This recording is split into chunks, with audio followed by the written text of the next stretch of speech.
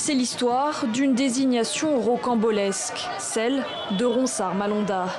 Début juillet, l'Assemblée nationale, dominée par les partisans de l'ancien président Joseph Kabila, le propulse en catimini à la tête de la commission électorale indépendante, la CENI.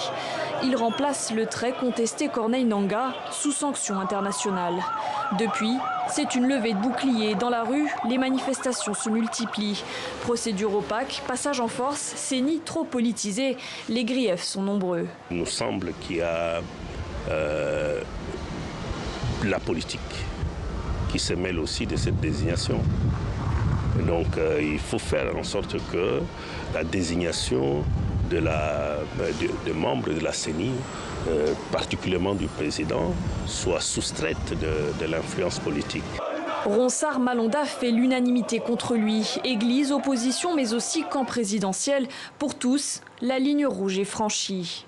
Je pense que l'Assemblée nationale aurait dû attendre la réforme de la CENI pour pouvoir avoir un consensus de tous les acteurs. Mais il y a quelque chose de beaucoup plus fondamental aujourd'hui, c'est de voir que tout le monde se bat pour contrôler la CENI, et cela montre à suffisance que les gens ne croient pas dans les élections, parce que les élections, ce n'est pas à la CENI qu'on les gagne, c'est dans la population. C'est à Félix Tshisekedi que revient le dernier mot. Mais sans consensus, le chef de l'État choisit finalement de ne pas promulguer Ronsard Malonda à la tête de la CENI. Résultat, le pays est aujourd'hui dans l'impasse.